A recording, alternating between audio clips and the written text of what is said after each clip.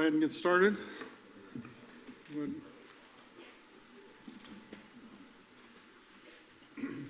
Allegiance to the flag of the United States of America and to the republic for which it stands, one nation, under God, indivisible, with liberty and justice for all.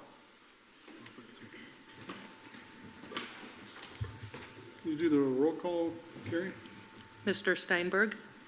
Here. Mrs. Rorich? Here. Mr. White? Here. Mr. Lewis? Here. Mayor Whittington? Here. Look for the approval of the agenda, or if there's any other items, hear that now.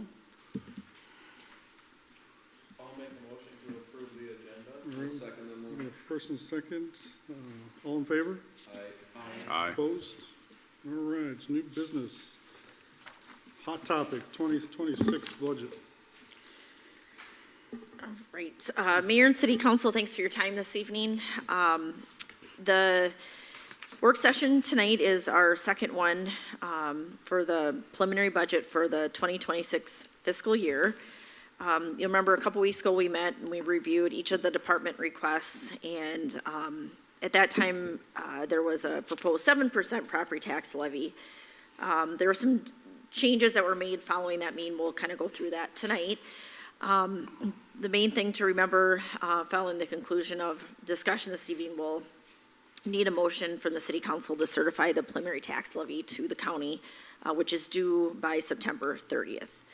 I'm just going to kind of recap again what we talked about the last meeting. So just a reminder that we're required to prepare and adopt a preliminary budget and tax levy, certify that to the county by September 30th. Then between the time that that's certified and December 29th, the City Council then moves on to prepare the final budget and tax levy. Once the preliminary tax levy has been certified, it can't be increased, but it can decrease. So when we talk about the tax levy, we're talking about just the general fund. We're not talking about water, sewer, storm. So general fund, EDA fund, and debt service. And as I just mentioned a little bit ago, we have to work from this point forward on the final levy and budget. And so there's going to have to be a truth and taxation hearing. And I did go ahead and schedule that for December 1st. Last year's final tax levy was set at $1,287,042. And that totaled a 14% increase from the year prior. So our proposed preliminary levy for 2026 is sitting right now at $1,386,788, which ends up being about a 7.75% increase over 2025. And then I go on to outline in my memo, the general fund would increase about $100,525. The EDA levy would be the same at $20,000, and then debt service slightly decreases. So in total, we're looking at a change from 2025 of just under $100,000 at $99,746. And like I said, that equates to 7.75%. So then the next, on page 2, you'll see I've got just a summary of the 2024 budget, 2025, and then 2026 just to see as a comparison. And then underneath that, you'll see proposed general fund expenditures and then a proposed general fund revenues. And there's a difference between our expenditures and our revenues, and that's because of the planned deficit spending using our capital outlay reserves. And then when you look at the budget pages, I did highlight the amounts for capital outlay that total that planned deficit spending. So we've got coming out of streets, fire department, and parks. And so, but for that portion, the budget would be balanced, and we're just spending out money that we've already set aside for that purpose. Let's see. And we already covered this at the last meeting, but we kind of talked about some of the big factors with our general fund budget. Obviously, LGA, property taxes account for almost 80% of the general fund revenues. Some of the things that we really can't control, we've got personnel costs, health insurance. The cost of supplies is increasing as in every sector, not just government. And so that's where we're seeing these, increases that we just have to factor into our budget. We also have the new state administered paid family and medical leave program. I just wanted to point something out. The last meeting, I had stated that we qualified as a small employer, but after attending a presentation on paid family and medical leave, it turns out that we actually do not qualify for the small employer because we have the fire department on our payroll. So not a big difference, but we're at a different rate for that, and that's been factored into the budget. Another thing that changed from the last meeting, added a recommendation from the auditors to include funding for additional accounting services to help ensure a smooth audit and clean audit opinion. And as I mentioned earlier, we'll be working on the enterprise funds between now and the final budget being approved. Let's see. And then with that, if you'll turn over to page 5, this shows, it's a nice calculation that Blue Earth County provides cities with. It shows you your net tax capacity, and then you plug in what your proposed levy is, and it shows you kind of what that equates to, and then it gives you a hypothetical, like if you had a $300,000 house and you apply this tax rate, this is approximately how much the city tax portion would be. And then on the next page, on page 6 through 12, it's very small because it's a general fund revenues and expenditures, but I just made some notes since the last meeting. I can maybe just kind of walk through those real quick. So on page 6, I just highlighted a change was made to the percentage for the city since we're no longer considered a small employer for paid family medical leave. So I put in 0.88% of our total payroll. And then on page 7 under professional services, I added some additional funding to outsource like bank rec and other accounting services. Page 8, I just highlighted the capital outlay that we'll be spending down, money that's already been set aside.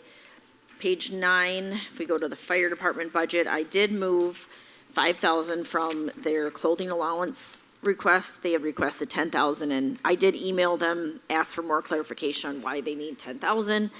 And then I also just shared that we're really struggling to keep the tax levy low, and that I just needed to move $5,000 of that to set aside into their facilities. We just can't do it all. So I left $5,000 in for uniforms, and then moved $5,000 to set aside for facilities. And then the pink highlighted area, that $685,617, that's just showing what they're planning to spend on the new truck this year. Page 10, we have a pink highlight area, that's for the parks, what we're planning to spend. At the bottom, there's where you'll find that general fund total expenditure. And then on page 11, we'll see the revenue side, and I highlighted the property tax portion on the top. And then page 12, you'll just see at the bottom where our revenue is at $2,546,574. So lots of numbers, but it kind of just, I wanted to try to pull out and highlight how it all comes together.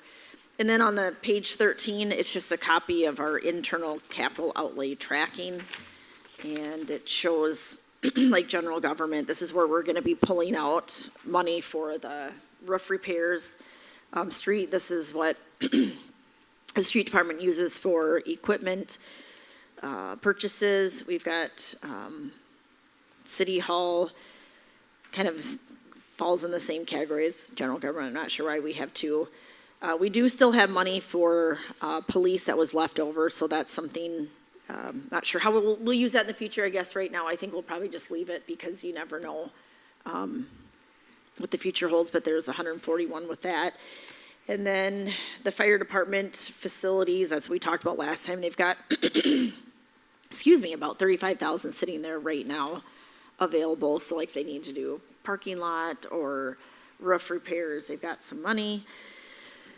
And then in the park board, you see got 60,000, and we've got some trails and sidewalks money, so I think that's a pretty healthy balance there, which is needed.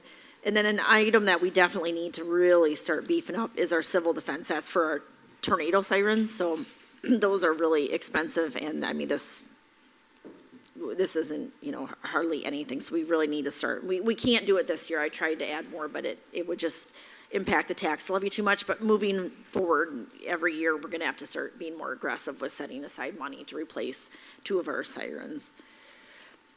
And then eventually, something else we talked about the last meeting too was getting more of like an internal listing of, okay, City Hall, we got chairs replaced, get pricing on that. You know, just different things that are gonna have to be done. And so we'll do that for the different buildings and have kind of our internal, so we'll still have the same line items per se for like general government, City Hall, street, but then within those, we'll have our own internal kind of like, this is what we need to start budgeting each year, and this is a year we think we're gonna get this done.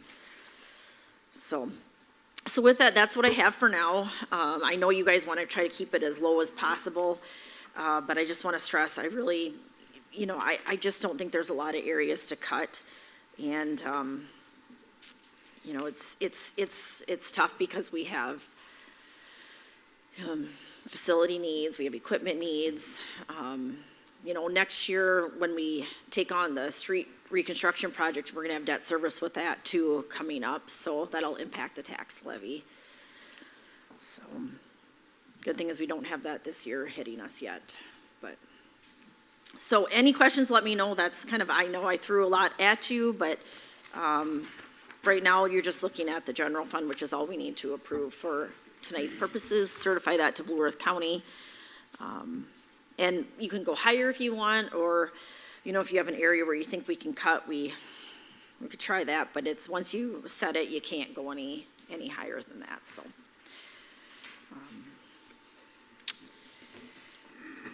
With that, any questions? Any questions from the council?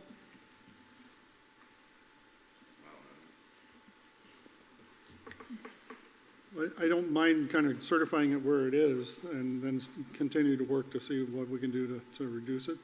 But I, you know, with the $5,000 more that we have to spend because of the new tax, plus some other things, you know, health insurance went up a little bit more again, those kind of things. So there's some kind of inflation impacts. There's some new unfunded mandate impact. So there are kind of some other impacts there that we can take a look at. But you know, what's the mood of the council?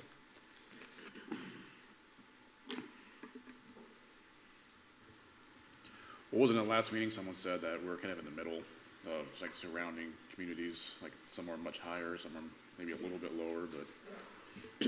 And that's always a tough one because, and I'll give you an example. So next year when we have, we're setting the 2027 budget, we're gonna have debt service with our street reconstruction project. And so that can really skew your levy. And so sometimes I just caution councils and other cities when they do their survey of, you know, what's your city's levy at? It's not always comparing apples to apples, just, you know, keeping that in mind. But I know that there's a lot of pressure because everybody's expenses, you know, just living expenses are increasing, and it's really hard. So I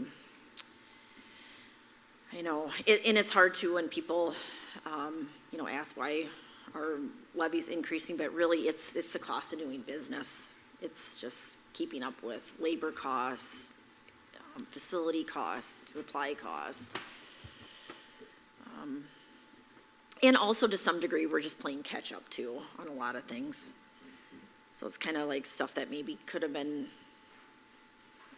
captured over the years a little bit and incrementally maybe wasn't done, and now we're kind of just trying to bite off a lot to get things caught up. But you know, one thing we did talk about too before, I did talk to the mayor about this. You know, the city does have a healthy fund balance, and we certainly want to make sure we maintain a healthy fund balance, but if for some reason the council said we just don't feel comfortable with this 7.75%, we want to see it at 5%, we could look at maybe using some reserves on a one-time basis to to bring it down. But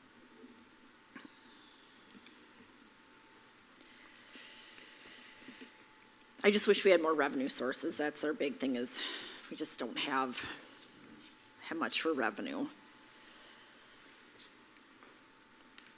And that's why we gotta keep after LGA money for roadways, you know, things like that, because that's huge to cities. Whenever you hear about the LGA being cut, that is a big deal for us, with it making such a big portion of our budget. And the problem is too, when they make cuts up higher, it always trickles down to us here at the local level. And so other people might be, other levels of government might be able to make some cuts in their budget, but it's, you know, it's gonna come back and we're gonna have to make up for it somewhere, so.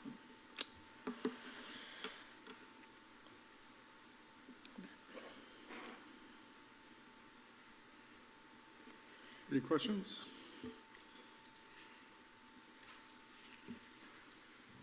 Questions I had, I asked Jennifer prior to this meeting, so.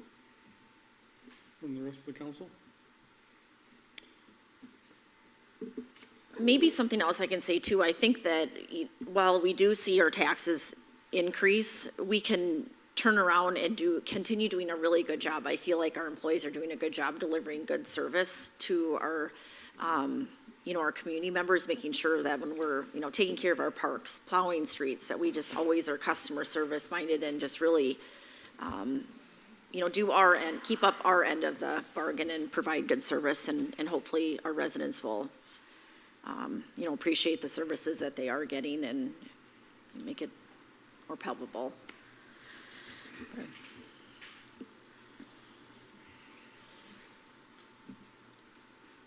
I think, yeah, I think the biggest thing is not the final levy. So it's something, we would not go above that anyway, because that's really stretching us for right now. So having it approved by the September deadline, I feel comfortable approving where we're at and then working on getting it down by the December. Is it December that we have to do the final? Yeah, December 20th. And kind of see, you know, looking through the budget several times, there's not any thing to, you know, there's not a big leap from something from last year. There's some increases. You know, if we could take like that $5,000 out from the unpaid, or the Minnesota paid family, now we're down to 7.1% instead of the 7.5%. So, you know, there are some things that push back on us that, you know, things like that. Well, and one thing you can also share if we get questions about like staffing, we did not fill the community development coordinator position, so we've cut that back. We've saved some money to be able to contract out to do, you know, maybe possibly comprehensive plan, which we desperately need to do. But, so, you know, staffing, we're trying to work within reason and have people wear multiple hats, and so I don't think we're, I mean, very slim. But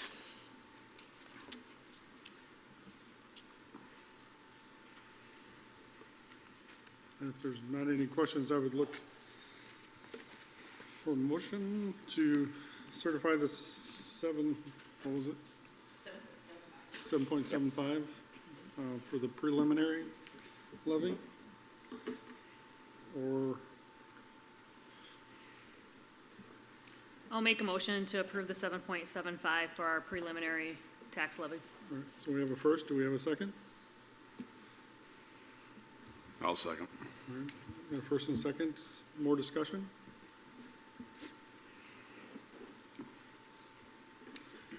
All right, all in favor? Do we need a, all Aye. opposed? All right, we didn't need a roll call on that, did we? no. No, perfect.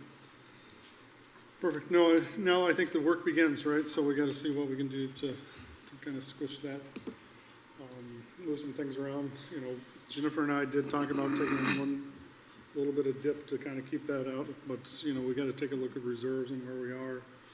Gonna take a look and see what the road construction next year will do to levy.